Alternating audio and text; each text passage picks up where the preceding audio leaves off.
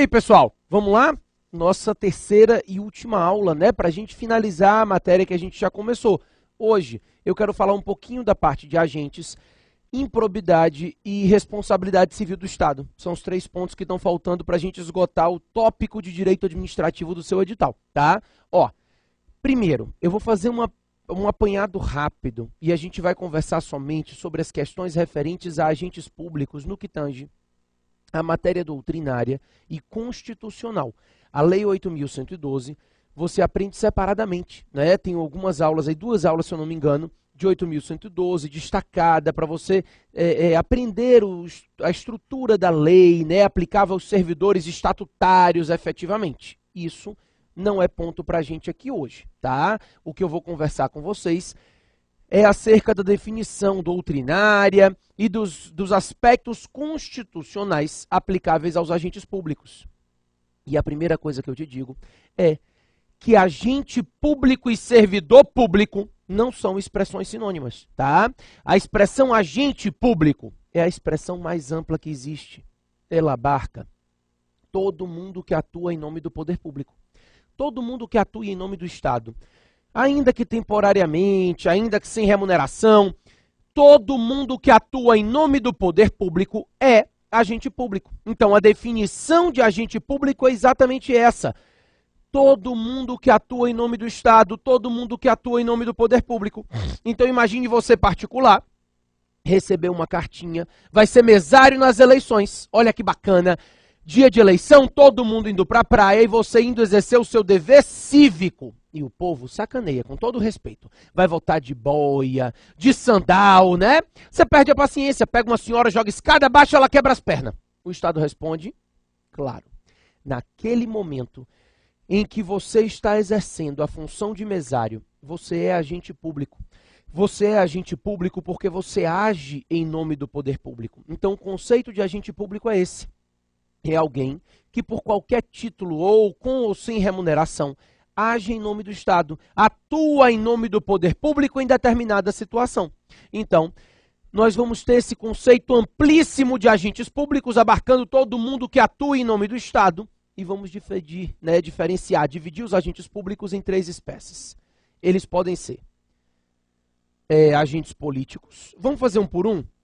Primeira espécie de agentes públicos são os agentes políticos. São aqueles que atuam no exercício da função política de Estado. Toda vez que você pensar em agentes políticos, obviamente vem na sua cabeça isso. Agente político é aquele que atua no exercício da função política.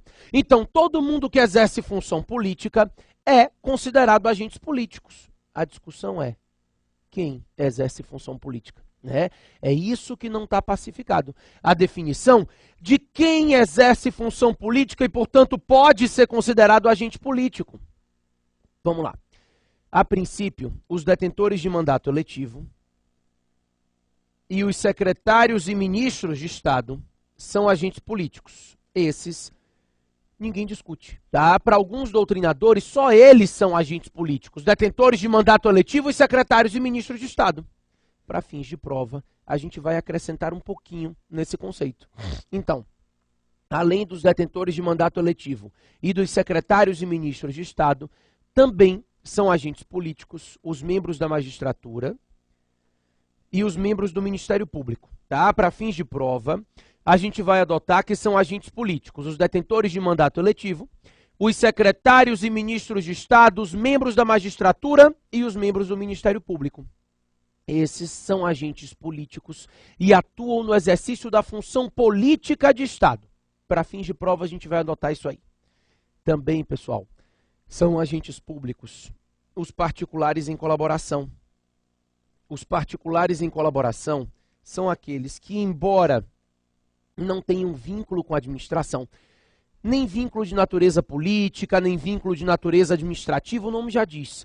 Eles são particulares que estão atuando, colaborando com o Estado em determinadas situações. Pois é, esses particulares em colaboração com o Estado, eles se dividem em 4 grupos. A gente costuma dizer que os particulares em colaboração podem ser designados, né, que são aqueles que atuam mediante convocação. Então, jurados, mesários, constritos, né, aqueles que prestam serviço militar obrigatório, esses são particulares em colaboração designados.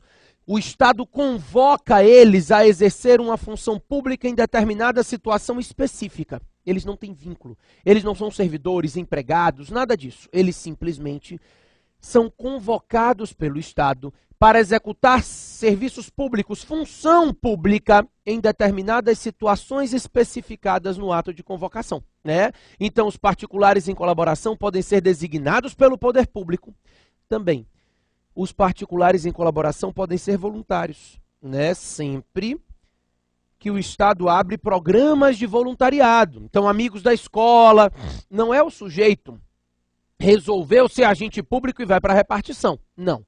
É aquele que atua voluntariamente em nome do Estado, porque o Estado abriu programas de voluntariado, permitindo o ingresso e participação desses agentes na função pública. Também, os particulares podem ser agentes delegados, que são os agentes das concessionárias e permissionárias de serviço.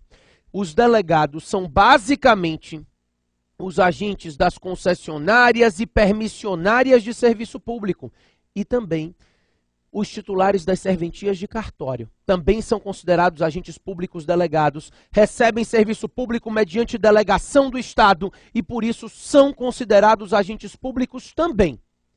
Por fim, pessoal, os particulares em colaboração podem ser credenciados. São aqueles que atuam mediante convênio ao lado do Estado. Então, por exemplo, médico privado, quando atua em convênio com o SUS, é considerado um agente público. Chamamos de agentes públicos credenciados. O vínculo com a administração é o convênio que torna ele um agente público diante daquela situação, tá? Agora, além dos agentes políticos e dos particulares em colaboração, o que interessa para vocês, né, o que costuma cair em prova, os servidores estatais. Você pode chamar de servidores estatais ou agentes administrativos. Eu gosto. A expressão agente administrativo é para diferenciar dos agentes políticos, né? Então, enquanto os agentes políticos atuam no exercício da função política, os agentes administrativos ou servidores estatais atuam no exercício da função administrativa. A ideia, pessoal, é que esses agentes administrativos atuam exercendo função administrativa, eles têm vínculo com o Estado de natureza administrativa. E aí, esses servidores estatais, que é o ponto que costuma ser cobrado de vocês em prova, nós vamos dividir em 3 espécies. Os servidores estatais podem ser temporários, podem ser seletistas e podem ser estatutários. Põe aí para mim.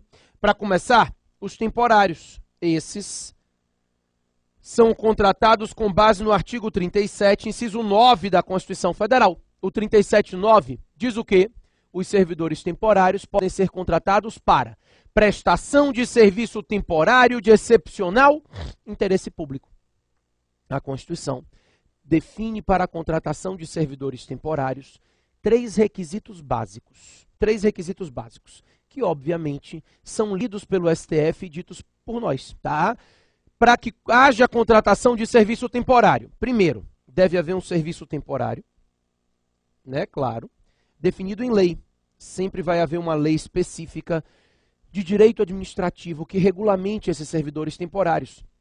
No âmbito federal, nós temos a Lei 8745, tá? Mas cada estado vai ter a sua, é uma lei específica que regulamenta o que é serviço temporário, quanto tempo dura e que estabelece as regras aplicáveis a esses servidores.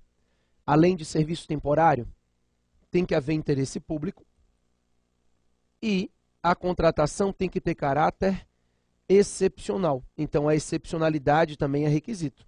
A ideia, então, é que para que haja a contratação de um servidor temporário, deve-se estar diante de uma situação de serviço temporário de excepcional interesse público. Cumpridos esses 3 requisitos, a contratação de um serviço temporário de excepcional interesse público, é possível sim a contratação de servidores temporários com base no artigo 37, inciso 9 da Constituição. Eles não dependem de aprovação em concurso público. Normalmente se faz um processo seletivo, né, para garantir a impessoalidade, mas não há a realização de concurso público de provas ou de provas e títulos para a contratação de temporários.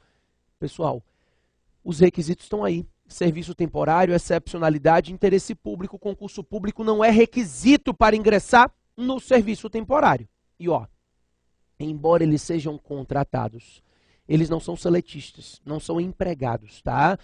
Eles celebram um contrato sim, mas eles têm um vínculo especial de natureza administrativa. A lei específica que regulamenta eles é uma lei de direito administrativo e por isso eles seguem um vínculo especial de natureza administrativa. Pessoal, por isso, todas as controvérsias decorrentes desse serviço temporário não são de competência da Justiça do Trabalho. Quem julga os servidores temporários é a Justiça Comum, estadual, se eles forem servidores estaduais, federal, se eles forem servidores federais, não são julgados pela Justiça do Trabalho, certo? Perfeito. Além dos temporários, nós temos os seletistas e os estatutários. Esses seletistas e estatutários atuam no exercício da atividade permanente do órgão. Eu não estou lhe dizendo que o vínculo deles é eterno, não. Porque eles podem sair de lá. Eu estou dizendo que eles executam uma atividade permanente. Então, se eles saírem de lá, vai ter que botar alguém no lugar.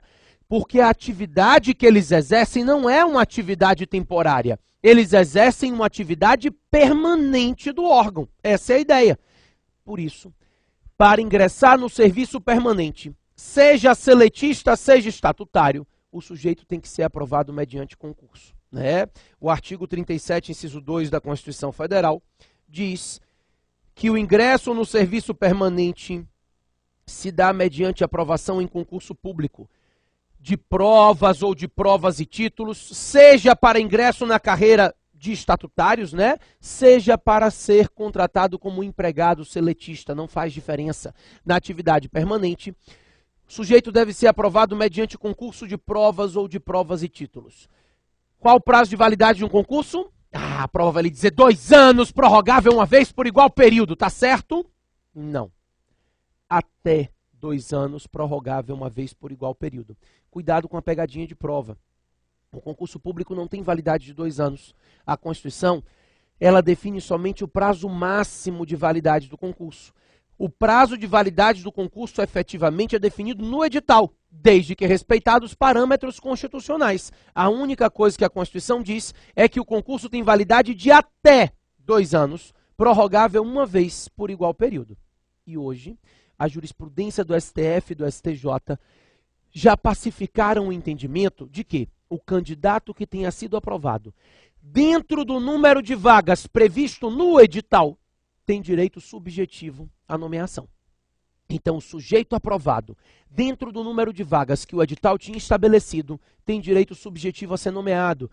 Se ele não foi aprovado dentro do número de vagas, ele não tem direito à nomeação, ainda que surjam vagas. A jurisprudência que se firmou é que se ele foi aprovado dentro do número de vagas que estava estipulado previamente no edital, ele tem direito subjetivo a ser nomeado dentro do prazo de validade do concurso, tá? Então, antes de expirar a validade do concurso, ele deve ser nomeado se ele foi aprovado no número de vagas que o edital estabeleceu. Perfeito, né? Maravilha. Daí, pessoal, o que me interessa é conversar um pouquinho sobre os servidores estatutários mesmo. Os estatutários, hoje, no âmbito federal, que é o que interessa para vocês, são regulamentados pela Lei 8.112, que é o ponto que vocês vão estudar separadamente, não aqui comigo, tá? A 8.112 é a lei que regulamenta os servidores estatutários da União. Inclusive, a gente tem uma isolada de 8.112, que são 5 aulas, mais completa do que o curso aqui, porque obviamente o curso é só de resolução, Mas se você adquirir aquela isolada completa que eu te indiquei, já tem tudo, inclusive servidores, inclusive 8.112. Caso contrário, essa isolada de 8.112 que eu tenho, que está lá também, isolada de 8.112, 2013, também na parte de isoladas diversas, essa também é uma isolada bacana, tá bom? De qualquer forma, se você for pegar aquela grande que eu te falei, completa, já não precisa de mais nada. Entendido isso, eu quero que você saiba que, depois que o sujeito é aprovado em um concurso, ele vai prover um cargo, mas somente um. Somente um, porque a Constituição expressamente veda a acumulação de cargos e de empregos públicos. Então, o texto constitucional expressamente define que é vedada a acumulação de cargos e empregos públicos. Ou seja, a vedação abrange tanto os servidores seletistas quanto os servidores estatutários, né? A Constituição fala, não pode acumular nem cargo nem emprego, e digo mais, não pode acumular nem cargo nem emprego, sejam eles da administração direta ou indireta. Vamos lá. Então, cargos nem empregos da administração direta ou indireta, da União, estados, municípios ou Distrito Federal. Então, não é possível acumular cargo nem emprego, sejam eles da administração direta ou indireta, da União, estado, município ou Distrito Federal. Não pode, não pode, não pode. Tem exceção? Claro, 6 exceções, que a gente vai transformar em 4, tá? Primeiro, é possível acumular 2 cargos de professor. É a primeira exceção prevista na Constituição. 2 cargos de professor é admitida a acumulação no texto constitucional. Também é possível a acumulação de 2 cargos de profissional de saúde. Até 2003, a Constituição dizia possível acumular 2 cargos de médico. Isso foi alterado. Ao invés de médico, a Constituição fala profissionais de saúde com profissão regulamentada. Então, médico, enfermeiro, fisioterapeuta, né? Não é o sujeito que trabalha num órgão de saúde. É o sujeito que exerce uma profissão de saúde. Perfeito. 2 de professor, 2 de profissionais de saúde com profissão regulamentada. Também é possível acumular um cargo técnico ou científico, mais um cargo de professor. Isso, para você entender, a Constituição define que cargos técnicos ou científicos para fins de acumulação são cargos de nível superior ou cargos que exijam formação técnica específica, tá? Então, técnico em contabilidade, o cargo que exige formação técnica específica ou os cargos de nível superior podem ser acumulados com o cargo de professor, tá? Então, o cargo científico é o cargo de nível superior e o cargo técnico é aquele que exige formação técnica. Então, técnico do TRT não é considerado cargo técnico para fins de acumulação, porque é um cargo que exige somente nível médio, geral. Não exige nem nível superior e nem formação técnica, não vai ser considerado cargo técnico para fins de acumulação, tá? Também é possível acumular um cargo efetivo mais um cargo de vereador. Novamente, a Constituição Federal permite uma acumulação de cargo efetivo e um cargo político, agora no caso, um cargo de vereador. Daí, a própria Constituição ainda diz, pode acumular juiz e professor, promotor e procurador do Ministério Público e professor. Por que esses 2 últimos eu botei aqui no cantinho, na miséria? Porque é redundância. O cargo de juiz, o cargo de promotor ou procurador do Ministério Público já são cargos de nível superior, né? Já são cargos científicos, ciência jurídica. Já poderia acumular com cargo de professor, mesmo que não tivesse expresso ali, né? Então, o fato de estar expresso ali só reforça o que já estava previsto na Constituição. Por isso, a gente vai ficar assim, ó, podem acumular 2 cargos de professor, 2 de profissional de saúde, um técnico ou científico, incluindo juiz, promotor, e um de professor, um cargo efetivo e um cargo de vereador.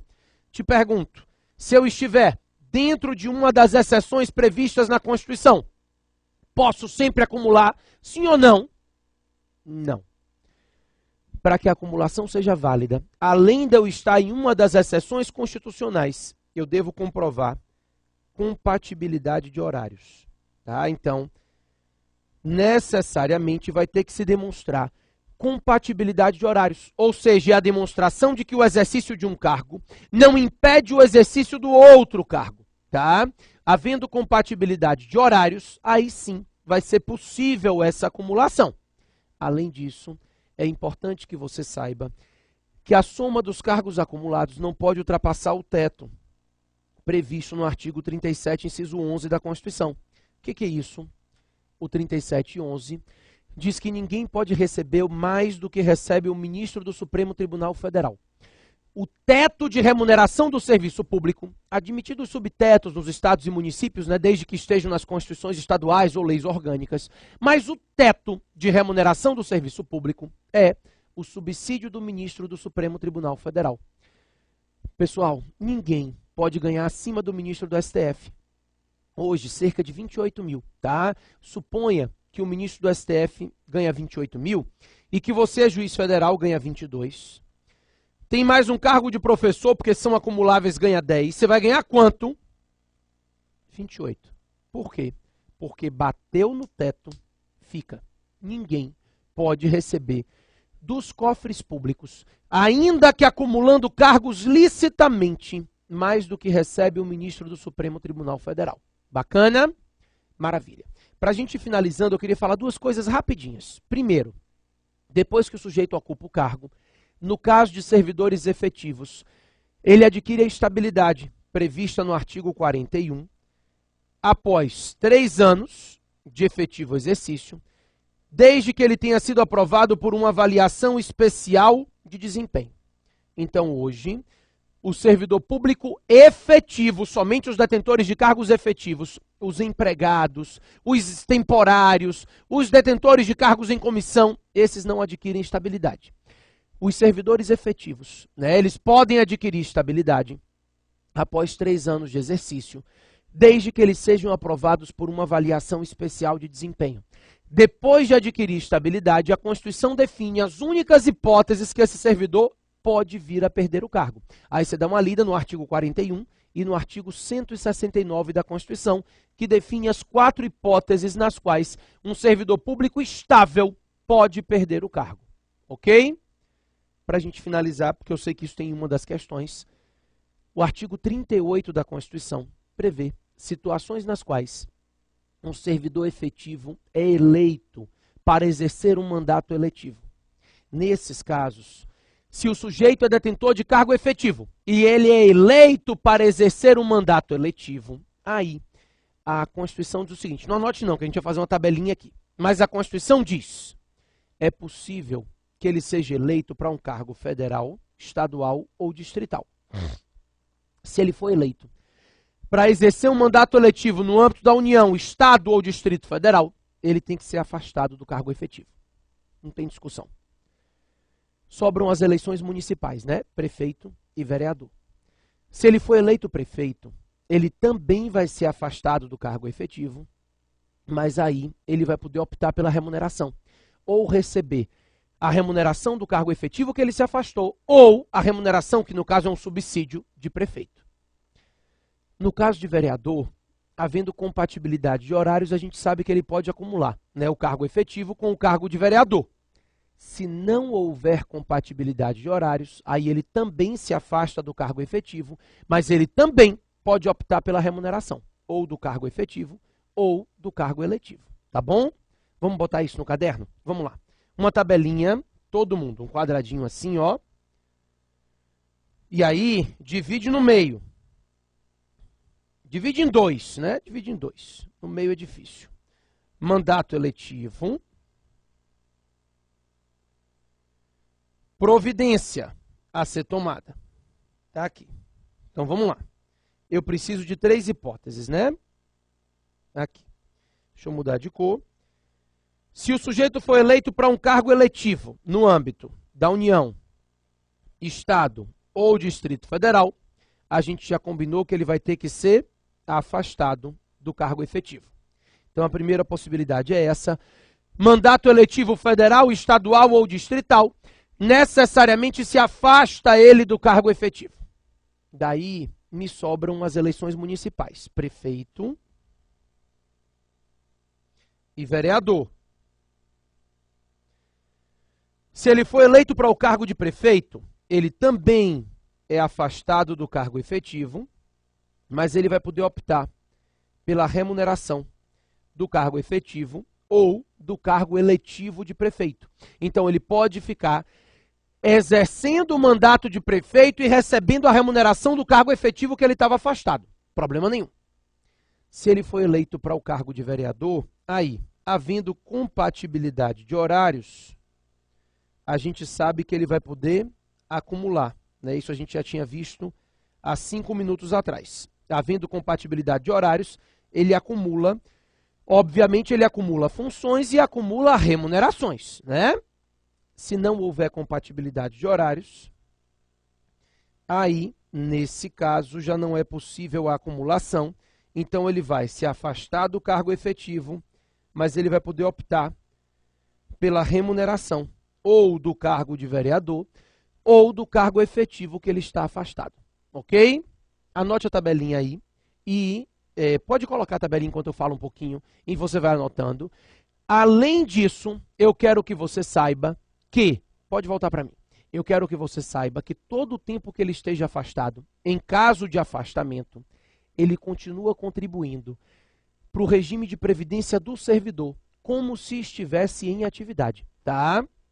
Então, todo o tempo de afastamento, esse servidor vai continuar contribuindo para o regime próprio de previdência do servidor, como se em atividade estivesse. Então, a ideia é de que o tempo que ele estiver afastado vai ser contado como tempo de contribuição. Além disso, também é definido que o tempo de afastamento, nesses casos, né, de mandato eletivo, é contado como tempo de serviço para todos os efeitos, menos para fins de promoção por merecimento. Para fins de promoção por merecimento não dá para contar, mas para todos os outros efeitos, remoção, promoção por antiguidade, para qualquer outro efeito, o tempo de serviço é contado normalmente, o tempo que ele estiver afastado para mandato eletivo, é contado normalmente como se ele estivesse em atividade. Ok? Maravilha. Pessoal, com isso entendido, a gente vai começar a resolver questões. Eu tenho 3 questõezinhas de agentes públicos, porque eu tive que tomar cuidado para a gente não entrar na 8.112. Meu tempo é curto e lá na 8.112 você vai estudar separadamente, né? Questão 31. As pessoas que exercem atos por delegação do poder público, tais como os serviços notariais e de registros, podem ser consideradas. Pessoal, nós já falamos isso. O sujeito que atua por delegação é agente público, né? É agente público, nós chamamos de particulares em colaboração com o Estado, ou agentes delegados, porque os particulares em colaboração podem ser designados, podem ser voluntários, delegados ou credenciados, não é isso? Vamos lá. A. São servidores públicos estatutários, caso tenham prestado concurso público. Nada feito. Eles fazem concurso mesmo, os titulares de cartório. Mas, após a aprovação no concurso, eles não vão assumir um vínculo com o Estado. Eles vão assumir um vínculo contratual, por meio do qual a administração delega a eles a execução de atividades de interesse público. Eles não são servidores públicos estatutários, nem seletistas, eles são agentes particulares em colaboração. Nada feito. B. Empregados públicos, desde que tenham prestado concurso público. Mesma coisa. É o mesmo erro, né? Empregado público é aquele que tem vínculo de natureza seletista, mas tem vínculo com a administração pública mediante aprovação em concurso. Não é o caso. C. Particulares em colaboração com o poder público sem vínculo empregatício. É exatamente isso aqui. São particulares em colaboração que nós chamamos de agentes delegados, né? Não tem vínculo específico com o Estado, nem de natureza política e nem de natureza administrativa, mas são considerados agentes públicos porque atuam em nome do poder público, atuam exercendo função pública e, consequentemente, são agentes públicos. Tá certa a letra C. Pode marcar. D. Funcionários públicos lato sensu, na medida em que se submetem à fiscalização do poder público. Pessoal, eles se submetem à fiscalização mesmo. Essa expressão funcionários públicos é uma expressão superada. A expressão funcionários públicos é utilizada no direito penal, né, para definir sanções penais a funcionários públicos, crime funcional. Isso não existe mais em direito administrativo. A expressão é agente público, tá bom? Agentes públicos, ok, estatutários, desde que recebam remuneração do poder público. É claro que eles não são estatutários, eles são agentes públicos, mas na qualidade de particulares em colaboração, agentes delegados pelo Estado, né? Ficamos com a letra C, que trouxe a especificidade dos agentes delegados, que são particulares em colaboração. Me dá um minutinho que eu volto, tenho 2 questões para resolver de agentes ainda, para depois a gente seguir para a improbidade. Estou voltando.